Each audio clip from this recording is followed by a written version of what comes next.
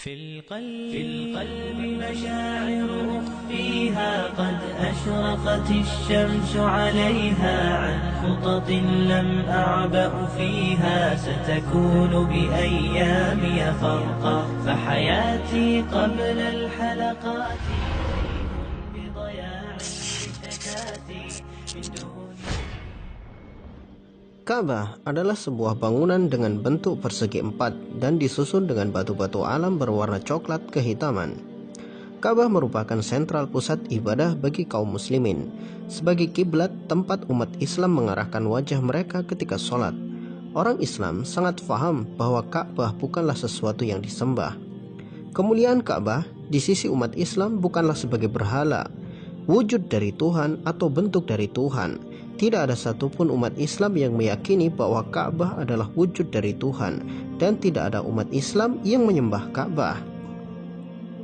Namun, kita sebut saja mereka sebagai kaum polo dengkul, mengatakan umat Islam menyembah Ka'bah, mencium batu vagina, dan lain sebagainya. Sebenarnya, perkataan mereka itu adalah eksistensi dari dua paduan, yaitu polo dengkul dan jiwa mesum, sehingga segala sesuatu yang dilihat oleh mata mereka akan tampak seperti apa yang mereka bayangkan. Baiklah, Ka'bah dan Hajar Aswad tidak ada hubungannya dengan lingga dan yoni milik orang-orang Hindu. Kalau Anda menyatakan lingga dan yoni adalah lambang kemaluan laki-laki dan perempuan, itu memang benar apa adanya seperti itu, dan tidak salah dengan pernyataan Anda. Karena pada dasarnya lingga dan yoni adalah simbol hubungan dari Siwa dan Parwati, sehingga dunia ini menjadi hidup menurut mereka. Tapi jika Anda mengatakan Ka'bah adalah lambang seks, maka Anda bisa dipukuli sampai babak belur. Karena tidak ada satupun umat Islam yang menyatakan Ka'bah itu adalah lambang seks. Jadi bisa diambil kesimpulan bahwa penafsiran Ka'bah dan Hajar Aswad itu sebagai lambang seks ya hanya kaum polo dengkul saja yang sukanya seks dan suka makan daging babi. Ya wajarlah kalau otak mereka selalu kotor, yang dimakan dan pikirannya pun sama. Soalnya di dalam keyakinan Islam, Ka'bah adalah rumah Allah yang ada di bumi, pusat peribadatan, tempat yang dimuliakan, tempat yang penuh dengan aturan-aturan ilahiyah. Ka'bah itu hanya sebuah tempat, sebuah rumah, bukan wujud Tuhan atau bentuk Tuhan. Tidak ada yang meyakini bahwa Allah berada di dalam Ka'bah. Tidak ada yang meyakini Allah hadir di dalam Ka'bah. Tidak ada juga yang meyakini bahwa spirit Allah itu ada di dalam Ka'bah. Sebagaimana orang-orang polo dengkul menyembah Tuhan-Tuhan mereka, atau orang-orang kafir meyakini bahwa roh itu hadir di dalam berhala-berhala yang mereka puja. Islam tidak mengenal konsep seperti itu. Rumah Allah Subhanahu wa Ta'ala adalah tempat yang disucikan, sedangkan Allah Subhanahu wa Ta'ala berada di atas arsy-Nya yang maha agung. Pada kesimpulannya, Ka'bah itu hanyalah rumah Allah Subhanahu wa Ta'ala, sedangkan Allah berada di atas segala sesuatu. Dia tertinggi di atas segala sesuatu yang tinggi. Dia berada di atas arsy-Nya yang maha agung dan mengatur segala urusannya. Tidak usah dibayangkan apalagi mempertanyakan tentang wujud dan bentuk Allah Subhanahu wa Ta'ala. Satu hal yang harus kita ingat bahwa Allah berbeda dengan makhluknya. Wujudnya, kodratnya, irodatnya adalah sesuatu yang hanya Allah yang mengetahuinya. Manusia diberikan kebatasan terhadap akal dan pikirannya. Tidak ada yang sanggup untuk membayangkan Allah Subhanahu wa Ta'ala seperti apa, karena manusia mempunyai akal yang terbatas. Ka'bah adalah rumah pertama kali dibangun di bumi ini untuk menyembah Allah Subhanahu wa Ta'ala. Sebagaimana firman Allah Subhanahu wa Ta'ala, sesungguhnya rumah ibadah pertama yang dibangun untuk manusia ialah yang berada di Bakkah, yaitu Mekah, yang diberkahi dan menjadi petunjuk bagi seluruh alam. Surat Ali Imran ayat 96. Allah Subhanahu wa Ta'ala menyebutkan bahwa rumah ibadah yang pertama kali dibangun di atas muka bumi ini adalah Ka'bah. Berarti Ka'bah bukan dibangun pertama kali oleh Nabi Ibrahim alaihissalam. Bahkan Ka'bah telah ada sejak manusia pertama ada, yaitu Nabi Adam alaihissalam. Para ulama berselisih pendapat tentang siapa yang pertama kali membangun Ka'bah. Sebagian ada yang mengatakan yang membangun adalah Nabi Adam alaihissalam. Sebagian lagi mengatakan yang membangun adalah para malaikat. Adapun Nabi Ibrahim alaihissalam disebutkan hanya meninggikan bangunan pondasi Ka'bah. Dalam ayatnya Allah Subhanahu wa taala firmankan, dan ketika Ibrahim meninggikan pondasi-pondasi dari Baitullah bersama Ismail, wahai Tuhan kami, terimalah dari kami, sesungguhnya Engkau yang maha mendengar lagi maha mengetahui. Surat Al-Baqarah ayat 127. Di dalam ayat ini Allah Subhanahu wa taala menjelaskan bahwa Nabi Ibrahim tidak membangun Ka'bah, tetapi meninggikan pondasi-pondasi Ka'bah, yang artinya pondasi Ka'bah telah ada sebelum Nabi Ibrahim alaihissalam. Ka'bah dulunya adalah rumah ibadah hingga beberapa generasi. Kemudian ketika manusia-manusia mulai menyembah berhala, maka Ka'bah pun ditinggalkan. Para peneliti telah memberikan bukti bahwa dahulu daerah Mekah dan Jazirah Arab adalah daerah yang hijau dan subur. Di sana menjadi pusat peradaban kuno dan juga tempat yang penuh dengan tumbuhan. Para peneliti dari University of New South Wales, Sydney, menerangkan bahwa di masa lalu Arab Saudi bukanlah tanah yang gersang, tetapi tanah yang subur dan dipenuhi dengan hutan. Fosil-fosil yang ditemukan di sekitar gurun pasir Saudi menunjukkan bahwa dahulu gurun itu pernah dihuni oleh ribuan mamalia dan tumbuhan-tumbuhan hijau.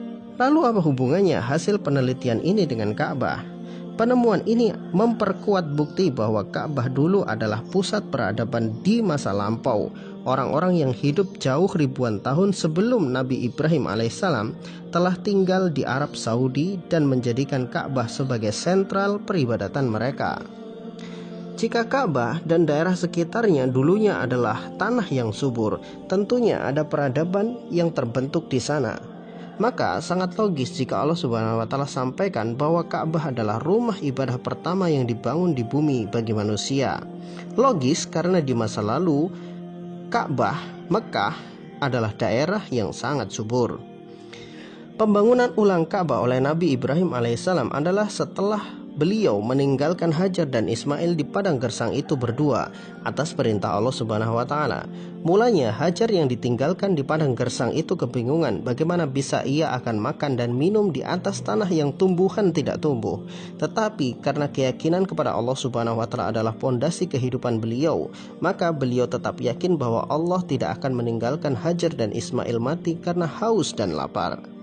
Maka ketika persediaan air telah habis, bahkan air susu Hajar tidak lagi keluar, Ismail yang kehausan menangis meronta-ronta. Hajar pun panik sehingga ia berlari antara bukit Sofa dan Marwa sebanyak 7 kali mencari air dan melihat kalau ada rombongan kafilah dagang yang lewat. Namun atas izin Allah Subhanahu wa taala, dari pijakan kaki Nabi Ismail alaihissalam yang menangis kehausan itu, keluarlah mata air yang saat ini dikenal sebagai air Zam-Zam.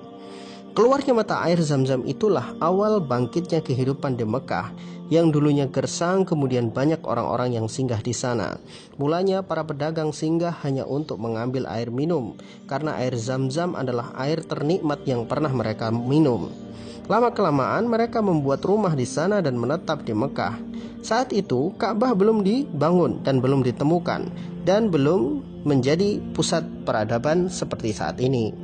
Ketika Nabi Ismail beranjak dewasa, Allah perintahkan kepada Nabi Ibrahim alaihissalam untuk mengunjungi anak dan istrinya di Mekah.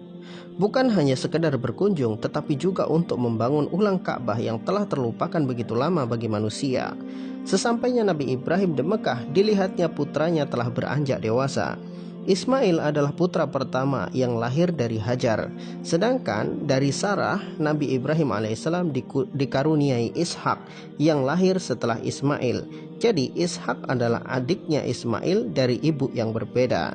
Setelah melepas rindu yang luar biasa kuat di dalam hatinya, Nabi Ibrahim alaihissalam pun mengatakan kepada Ismail bahwa Allah memberikan tugas untuk membangun Ka'bah.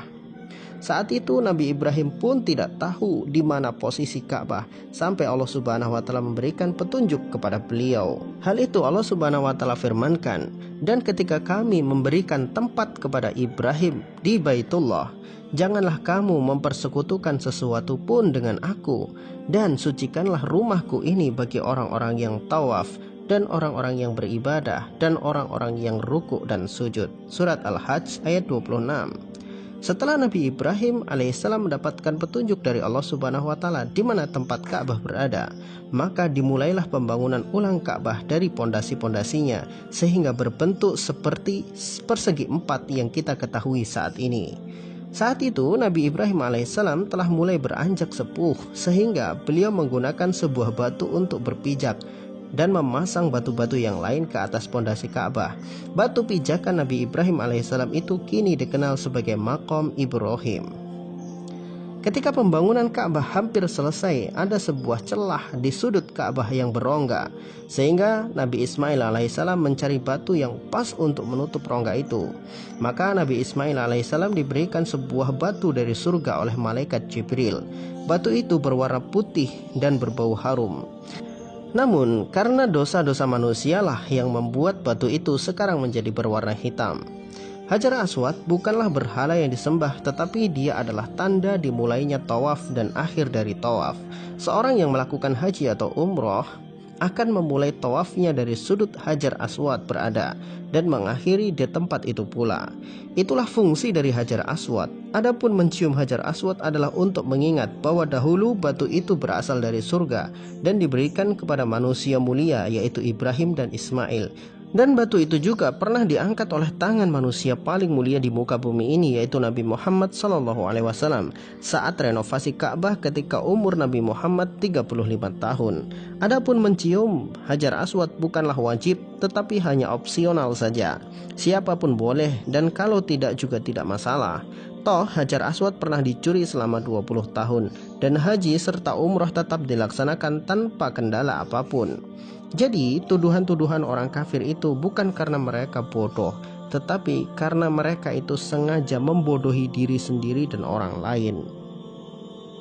Setelah pembangunan Ka'bah selesai, maka Allah Subhanahu wa taala perintahkan kepada Nabi Ibrahim alaihissalam dan Nabi Ismail alaihissalam untuk melakukan haji. Hal ini Allah Subhanahu wa taala firmankan di dalam ayatnya, "Dan serulah manusia untuk mengerjakan haji, niscaya mereka akan datang kepadamu dengan berjalan kaki dan mengendarai unta yang kurus yang datang dari segenap penjuru yang jauh."